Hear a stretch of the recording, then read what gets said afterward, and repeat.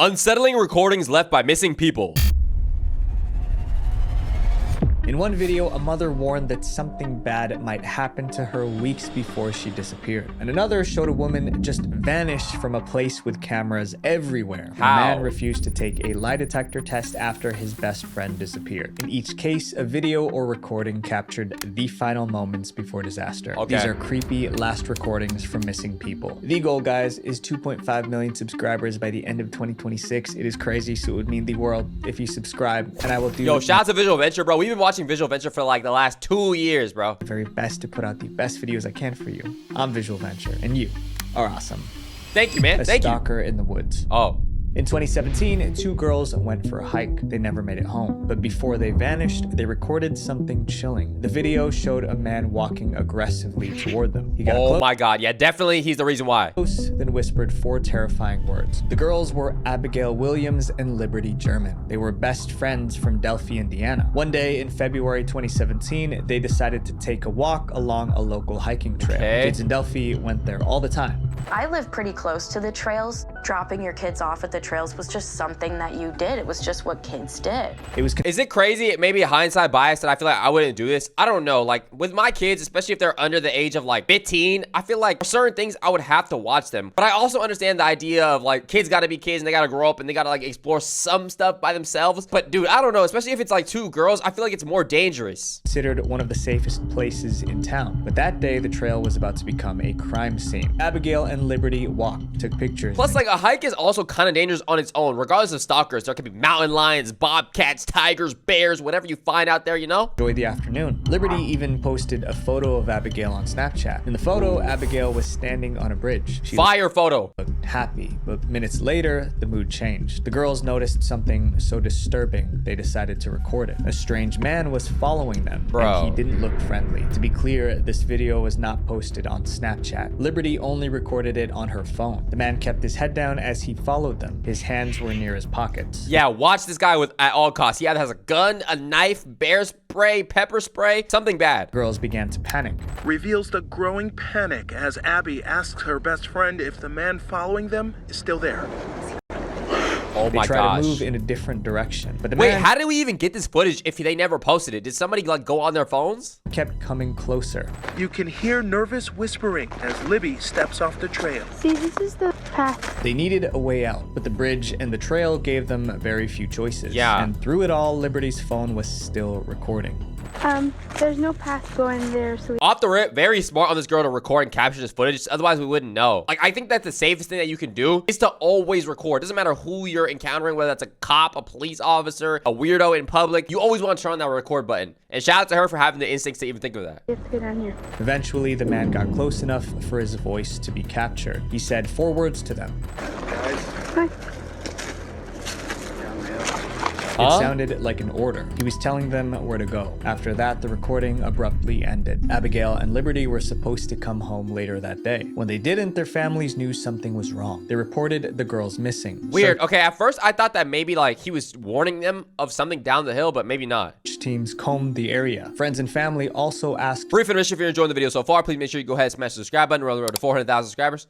Thank you very much. for help on social media. After 20 hours of searching, Abigail and Liberty were found near the bridge. Oh my Someone God. ended their lives. Police found 2 key pieces of evidence at the scene. The first was an unspent bullet. They believed it came from the culprit's weapon. The second was the recording on Liberty's Oh phone. my It showed gosh. the final moments before the girls were Yo, forced instantly that recording, that's enough evidence to get this guy under some type of investigation. away from the bridge. Rest in It was peace. hard to watch. The town was heartbroken, but now they had a clearer picture of what happened. The video spread across the media. Abby and Libby were ordered down that hill, police say. From that point on, that small town had one mission: find the man in the video, no matter what. Yup. Police officially Get him out of here, whatever they need to do to him, whatever it is, if it's jail time, if it's execution, if it's spreading him out, chopping him up. asked the public for help. The video of the man walking towards the girls with his head down was made public, and the public was encouraged to send in tips on who they knew this man to be. Soon, officers received thousands of tips. They interviewed more than 500 residents and potential suspects. At first, it seemed like the man would be found quickly, but the opposite happened. They couldn't identify him. Right. For nearly 5 years, no one was arrested. Abigail and Liberty's family were losing hope. Oh my God, I'd be losing my mind, bro. Some random killers out there did something to my daughters, and we can't find it for 5 years. What do the police even do, bro? In 2022, there was a break in the case. Police discovered that a man named Richard Allen was in the area the day the girls disappeared. Whoa. Actually, his name was already on the list of suspects. How did it take 5 years for them to discover this new evidence, though? Due to a filing mistake, investigators never followed up on him. The folder with Richard Allen's information in it, it was marked cleared. Investigators testified they essentially forgot all about Allen. Police Oh my God, yo, let me find out. The police 5 years later tell me after my daughter is dead and I have to grieve her and tell people I don't know what happened, that you forgot key evidence. You just forgot? You just forgot? Allen's house. They found a firearm. Experts tested it against the unspent bullet found near the scene. It was a match. The bullet came from that weapon. Allen was arrested. While in custody, he confessed to the crime. He also said he was sorry for what he did. At trial, You were not sorry, bro. If you were sorry, you would have turned yourself in. You would have did something. Yo, I hate when these people try their best to get off with some type of lighter sentence. They do whatever they can to suck off and slurp off the judges to try to be like, yo, I'm sorry, I didn't mean it. You didn't turn yourself in. You show no remorse. The only reason why you're here right now is because somebody slipped up and we found your bullets and connected it to your weapon, bro. That's the only reason why you're in here. Otherwise, you'd be scot-free, kicking your feet up all Christmas, eating gingerbread cookies, and watching Home Alone just like everybody else, acting like as if you never did that. prosecutors played Liberty's final video as evidence. Then Richard Allen was sentenced to 130 years in prison. Justice was served 5 years after the crime. Better late than never. But Allen nearly got away with it. Without that phone recording, the man on the bridge might have stayed a mystery forever. Yo, this goes to show, yo, always record. This next case is about someone who predicted her death months in advance and filmed it all on video. The video in the vault. Whoa. Susan Powell didn't know exactly what would happen to her, but she knew she was in danger, so she made a video to leave a warning behind. Covering all my bases, making sure that if something happens to me or my family or all of us, that our assets are documented. In that video, Susan told people what to look for if she ever went missing. Not long after, she vanished. And after people watched that Did the Illuminati get her or something? Some type of cult? What happened? video, many believed Susan's husband ended her life. A few years earlier, Susan had a beautiful life. She married the love of her life, Joshua Powell, in the early 2000s. Friends saw them as a perfect couple. They were always holding hands and hugging in public. Soon they had 2 sons, but the marriage did not stay happy for long. Money became one of their biggest problems. Joshua spent heavily on himself, but he nitpicked every dollar Susan spent. Wait, does she not make her own money here? Or is this like one of those relationships where it's like power dynamic, all he does is make the money and she like in the house, you know? Claimed he wasn't making enough money, so he pushed Susan to cut back on expenses. Eventually, Susan found a stable job to support the family, but even that didn't fix the marriage. Now, what the hell is he spending it on, bro? Is he gambling it, bro? Is he putting it on 5-leg parlays for the NFL? Freaking Justin Jefferson to get 2 touchdowns? You know what? If he's doing that, hey, you go hit one day, my boy.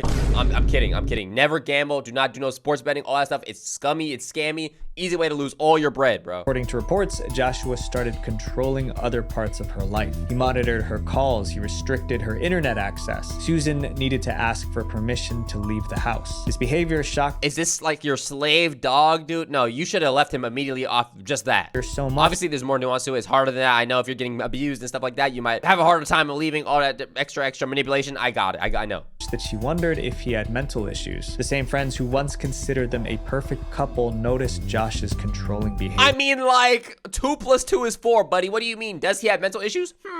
Maybe. Yeah, I would think so. Still, Susan stayed in the marriage. She wanted to keep the family together. Then one day, Joshua made a decision that terrified her. In 2007, Joshua filed for bankruptcy. He owed hundreds of thousands of dollars. Around that time, he pushed Susan What is you doing, bro? Are you buying houses, bro? Are you playing Monopoly with no money? How do you just get this debt, bro? a life insurance policy. Susan agreed, but she didn't feel good about it. They ended up with a policy worth $1.5 million. Damn. If Susan passed away, Joshua would get paid. That that terrified her. She believed Joshua might hurt her and make it look like an accident. Then he could collect the money. Susan even told a coworker she was afraid for her life. Her exact words were, "Joshua could easily take me out." Then the fights got worse. Sometimes Joshua got so mad he broke things around the house. In June 2008, one argument was so heated that Susan locked herself in a closet and threatened to call the police. After that, Susan made a decision. If Joshua ever hurt her, she wanted to leave proof behind. She wanted to help solve her own murder. About a month after that fight, Susan recorded a warning video.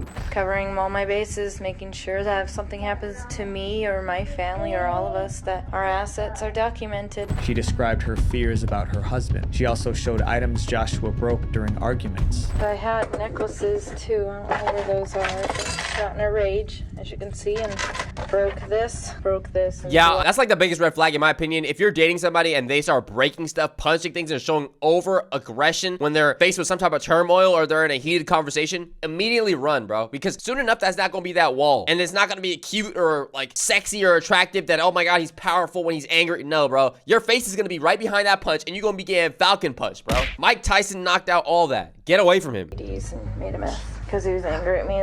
Susan also wrote a will on a piece of paper. In it, she wrote, "If I pass away, it may not be an accident, even if it looks like one." Susan locked the will and the videotape in a safe deposit box in the bank. If something happened to her, this would become evidence. About a year later, something did happen. On December 6th, 2009, Susan was at home with Joshua and their two sons. That afternoon, a neighbor came over for lunch. In the evening, the neighbor left. After that, everything went downhill. The next morning, Joshua and Susan Powell both failed to show up to work. Their children also did not arrive at daycare. Then things became even more worrying. Neither Susan nor Joshua answered their phone. Concerned friends called 911. They told police the family was missing. Officers went to the house for a welfare check. While they were there, Joshua drove up to the house. Wait, how long does it take for people to like really start getting concerned about your well-being and if you're okay? I feel like if I were hypothetically to die in my crib, just like rot away, just I don't know, it would probably take a cool like maybe like a week for somebody to be like, "Yo, are you okay, bro?"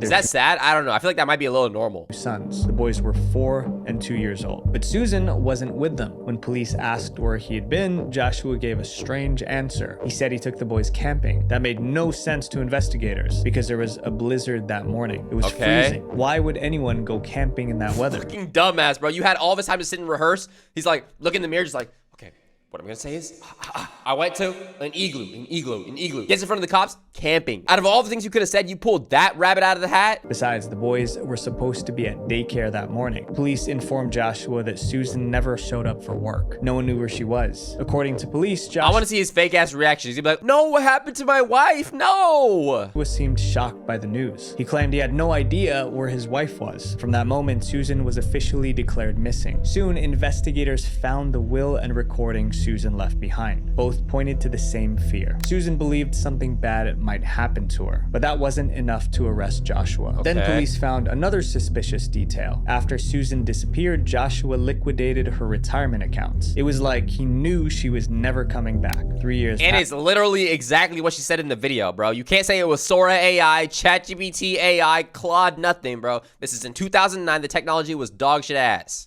And Susan was still missing. But as the kids grew older, they started talking about the night their mother vanished. What they said sounded like evidence against Joshua. They told their grandparents that Susan was with them on the camping trip, the same camping trip Joshua claimed he took with the boys. Oh my gosh. Their exact words were, "Mommy was in the trunk." They also said Mom and Dad got out of the car and Mom disappeared. If that was... Dude. Do you know how traumatizing that is? As a kid, you're probably sitting there thinking something innocent, you know, Mommy and Daddy would never have a fight. It's nothing. She probably just went on vacation. And then you grow a little older and you're like, "Yo, where's my mom?" And then you realize, wow, I witnessed my mom get murdered by my own dad. That is so sad. It's true. Joshua knew far more than he was saying. But before police could get the full truth, the case took one more turn. In February 2012, Joshua's neighbors heard a huge explosion. They called 911. "We have just confirmed there has been a fatal explosion at the home of Josh Powell." Joshua was inside with the two boys. None of them survived. Police believe the explosion was not an accident. Police say Josh Powell used something, maybe gasoline, to set off the fire. So he did it to himself? Friends and relatives told authorities that Joshua emailed them minutes before the explosion to say goodbye. After that, the investigation... Yo, this guy's actually like I don't know what word to describe him, but you are some variation of cowardly, dirtbag, scumbag, whatever it is, to off your children with yourself. Like, you should have been took yourself out, bro. If you're gonna sit up here and slime your wife out for a couple bucks, we could do good riddance, we could do without you, but the kids... Into Susan's disappearance was suspended. She was never found. This next recording shows a woman arguing with the man who... Okay, so for that case, he did all that for the money, but then when it came to it, he just ends himself. I'm confused. Was like, where did the money happen? Where did it go? Did he get to use the money? Did he spend it all and then he decided to do that? Did the guilt eat him up? What happened? Kidnapping her. And the more she questioned him, the darker it became. The last phone call. We don't know why she wanted to go into Edmonton. Maybe she just had things to do. She never either told her friend or her friend never said. We don't know why. It doesn't really matter. I mean, if she's trying to go have fun, vacation, that's a normal thing, right? Left her motel and headed out. She walked out to a nearby road and started hitchhiking. Wait, what time of day? Was it nighttime? Then that is strange. Climbing into a vehicle sometime between 7:30 and 8 p.m. And bro, hitchhiking sounds like the most dangerous, like easiest way to get like slain by a serial killer in history, bro. You're just going to a random person's vehicle. Why was that ever a thing? And how was that ever safe? A car pulled over. The driver offered her a ride. Amber got in and the vehicle drove away. While she was in the car, she received a phone call. It was from her brother. He was in prison at the time serving a sentence. Because the call came from an inmate, the prison automatically recorded it. The audio became the last time anyone heard Amber alive. Amber was talking to her brother when she realized the driver was taking her down a strange road. She wanted to go into the city, but they seemed to be heading in the wrong direction. So she asked where they were. Where are we by? We're just heading south of Beaumont, or north of Beaumont. We're heading north of Beaumont. Amber didn't trust the driver. They started arguing. Yo, where are we going? No, this is the back roads? Yeah, my guy is trying to turn you into the next, like, dish on his dinner menu.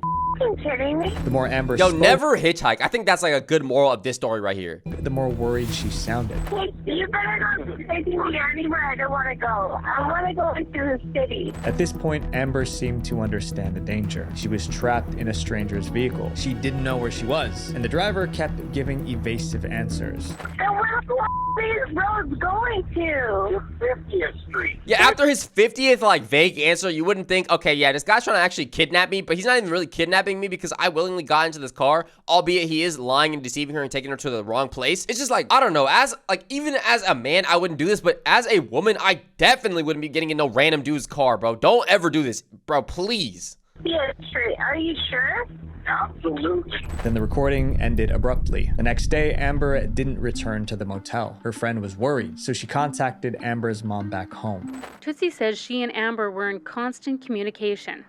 So when she couldn't reach her on the second evening, she was immediately worried. Right, okay. Amber's mother reported her missing. Local police launched a search, but they found nothing. No body, no crime scene, no witnesses. Eventually, police discovered that the prison recorded Amber's final phone call. The prison handed over the audio. When the police listened, they heard Amber speaking to the driver. They also heard the driver answering her. That recording became their biggest clue. You know what's crazy? I feel like the prison audio call times or whatever are pretty short, so the fact that was able to pick up the entire interaction, really actually a miracle. Police needed to find that driver, but all they had was his voice. Police released part of the audio to the public. We're asking the public's assistance to listen to the tape in hopes that someone recognizes the male voice of the driver and phones investigators with that information. A few days after that public appeal, there was a breakthrough. Someone found human remains in a rural area. It was close to where Amber was last seen. Forensics confirmed the worst. The RCMP confirmed today the human remains found on a rural property near Dubuque, Alberta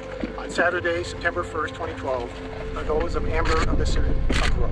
Amber's case was now a murder investigation, but the only way to find the culprit was to identify the voice in the recording. At one point, 3 women said they recognized it. They each identified the same man, but after looking into him, police cleared that man. Over time, hundreds of tips came in. People kept saying they knew who the voice belonged to, but one by one, every suspect was ruled out. To this day, Amber Tuckerow's case remains unsolved. This next chapter is about a woman who vanished from a... Damn, that's actually so sad. Like, that guy could be out there right now still killing people and we have no clue because all we have to go off is just a voice. You can't really like, and you can't really expect them to be able to identify somebody off of a voice alone too. Place with cameras everywhere and somehow no one saw where she went. But then my question is, how are they getting cleared? Are they all like have some type of alibi where they're not in the area or what?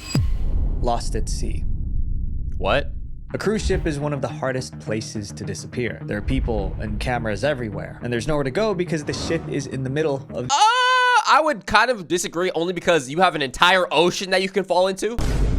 the ocean. But somehow, Amy Bradley vanished from one, and the last footage of her made people blame one man, a man who swears that he's innocent. Amy Bradley vanished in March 1998. She was on a cruise ship with her parents and her brother Brad. It was a family vacation. For the first few days, Amy seemed happy, but by the third day, she started to feel uneasy. Amy said the male crew members were staring at her, and it made her uncomfortable. She told her mother she didn't really like the way some of the crew were watching her. Her family thought the man was just attracted to her, but Amy didn't see it that way. They seemed to be almost tracking her, taking an interest in her that felt, well, a little too strong. I think you're always best off trusting your intuition, and also, like, as a family member, why would you not trust your daughter or a relative? You know, if they have a hunch about something, telling them, oh, it's fine, it's normal, it's cool, I feel like that's kind of sick work. One night, Amy went to a party on an upper deck of the ship. That's where she met a man named Alistair Douglas. Douglas was a member of the ship's band. He and Amy talked. At some point that night, they danced together. The ship's videographer was filming the event, and he recorded Amy and Douglas dancing. At the time, it was normal party footage. A few hours later, it would become evidence. Amy left the party later that night. Afterward, she spoke to her brother Brad. According to Brad, Amy said she wasn't comfortable around Douglas.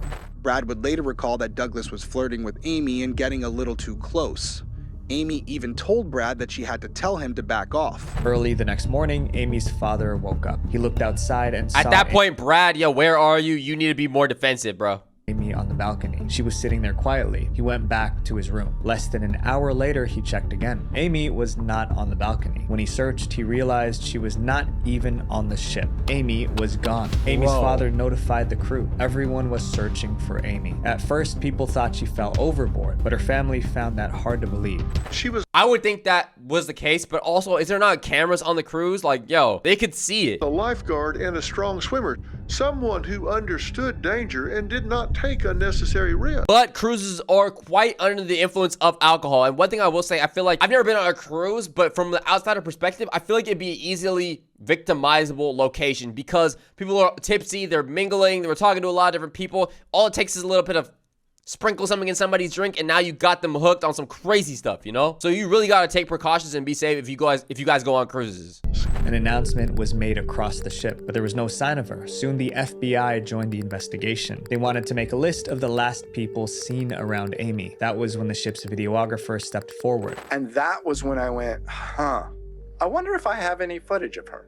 Because we were in the club that night. The party video was given to law enforcement. When they checked the recording, they saw her dancing with Douglas, so investigators focused on him. 3 witnesses claimed they saw Douglas talking to Amy the morning she disappeared. Another witness testified to seeing Douglas hand Amy a drink containing dark liquid. What did I say? Literally, what did I say?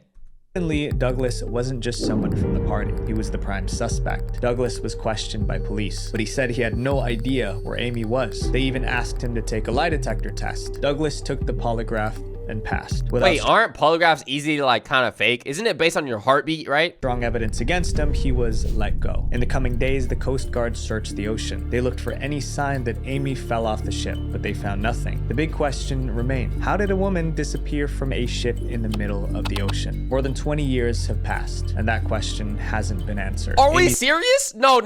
You cannot just let this guy get off scot-free after them drinking a suspicious dark liquid and all him saying is, oh, I didn't do anything, and a polygraph test, and that's it. Bro, where's the camera footage? Where's the security footage? We need to see more. You can't just let this be. A freaking Cthulhu Kraken did not come out to sea and grab her, bro. Something happened. We don't even know if she's in the ocean now. We don't even know if she's in the boat. We don't know where she is at all. You're just gonna let this go? His disappearance is such a big mystery that Netflix made a documentary about it. What? Over the years, people came up with theories. Some believed she was kidnapped by the crew members who were staring at her. Others think she staged her own disappearance to start a new life. And others believe she simply fell off the ship. Whatever the case, we hope that one day Amy Bradley will be found. Wow. This next story was so strange that police called it the most... That's actually so sad and tragic. I feel like the most likely case is that she might have fell off the ship. I don't know. I feel like it's like kind of weird to just sit and make theories and stuff about what could happen to her when she might not even be alive anymore. Rest in peace if she is passed away. If she's not and she's somehow watching this video, fake second life, I guess. Baffling case of their careers.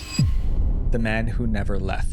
Huh? Brian Schaefer went missing in 2006, but what confused people was how he vanished. The case was so strange that people wondered if something supernatural happened. Brian had a lot going for him before he disappeared. He was a medical student at Ohio State University. He had friends, a girlfriend, and a great future. Then came the night that changed everything. It was March 31st, 2006. Brian planned to go out with friends, but first he wanted to have dinner with his dad. During dinner, Brian's father noticed something was off. What? Brian looked drained.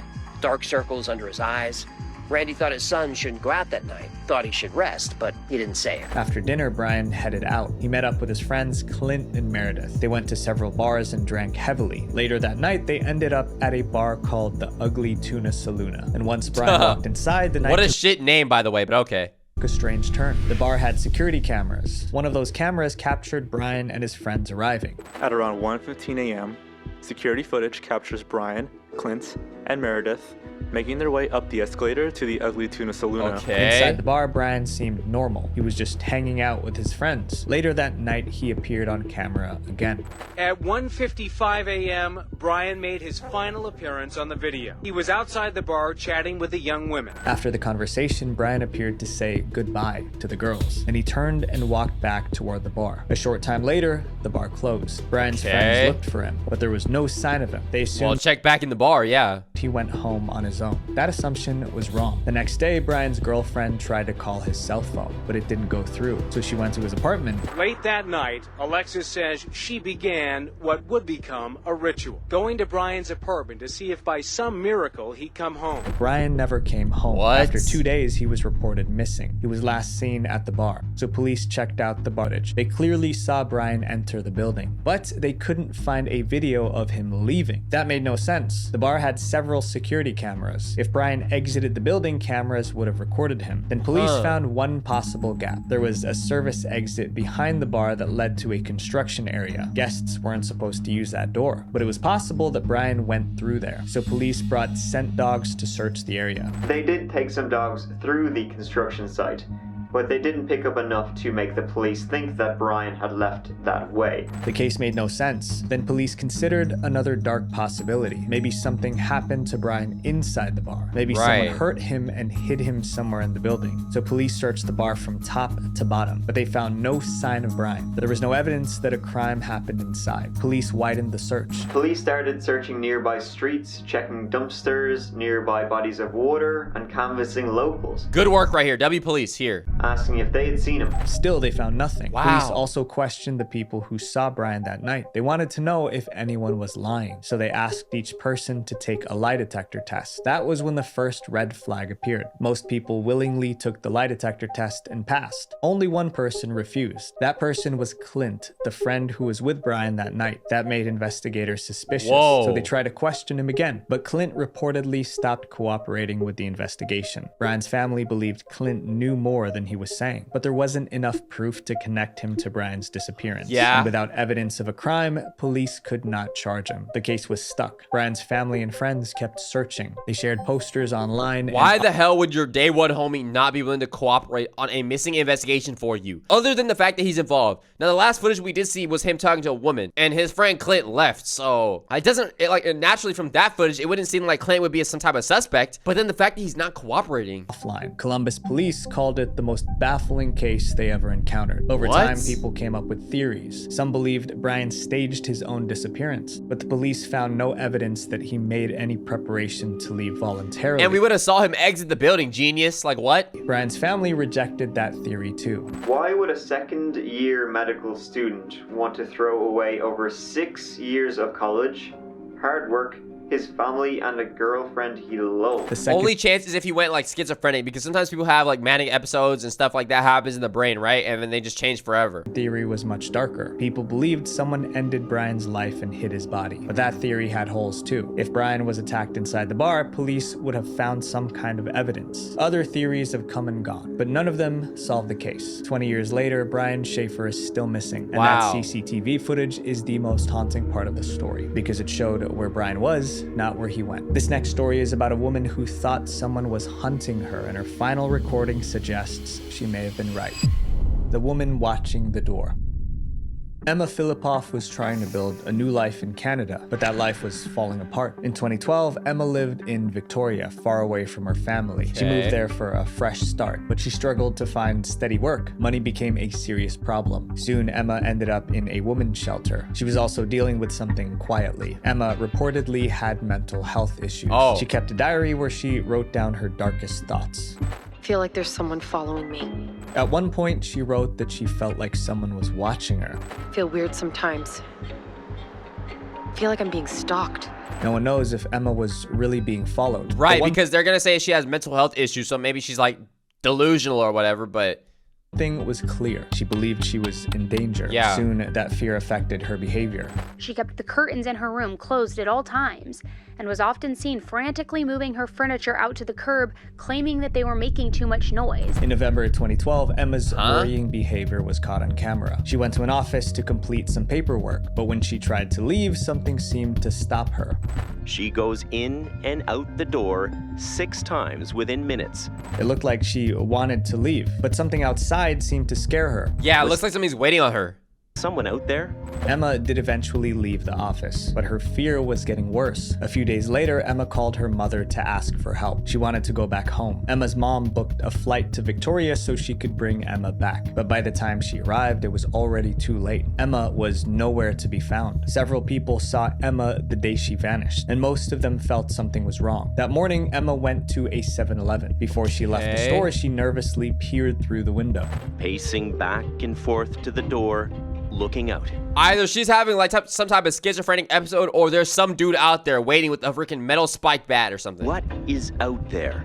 Is she hiding from someone? Or is it all in her mind?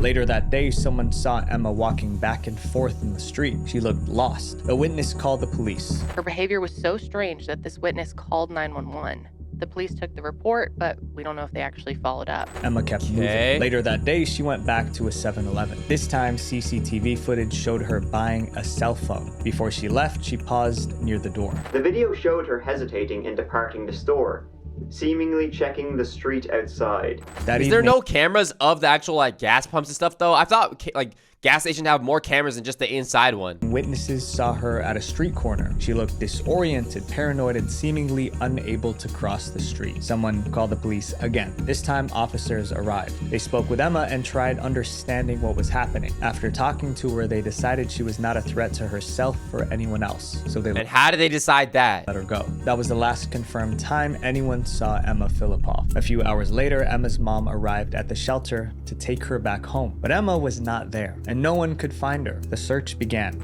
After weeks of searching on land with no results, Victoria police took to the water today as they searched for clues in the disappearance of Emma Filipoff.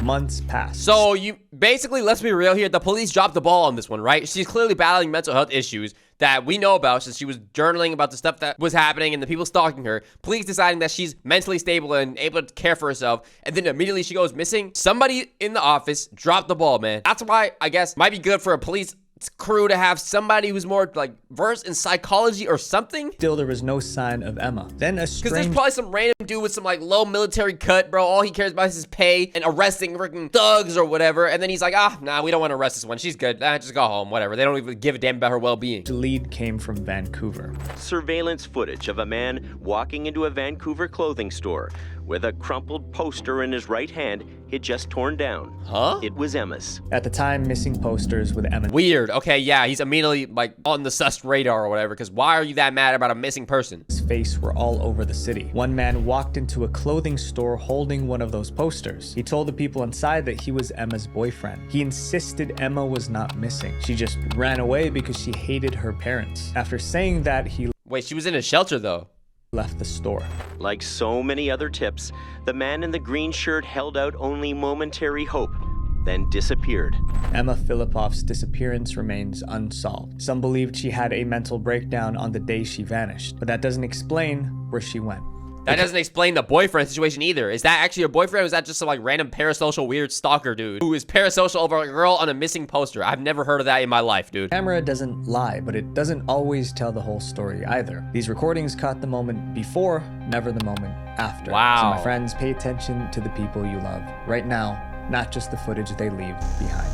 Visual venture. Really good message there at the end with what he just said. pay attention to the people around you as they are here right now, because odds are they're probably going through more than what they're willing to tell you. Nobody really wants to overshare and make the other person that they're talking to get depressed or feel bad, whatever. So you got to kind of do your own assuming a little bit with the investigative work, you know, assume that, I don't know, sometimes it's safe to assume with your gut. Like, if you feel like their situation's bad, it might be worse than it is, bro. With that being said, rest in peace to the people who passed away. To the people who are missing, I hope their families end up getting justice. Very, very sad video overall. And that's going to conclude today's video. With that being said, it's Love Hello. I love you, and I'm out.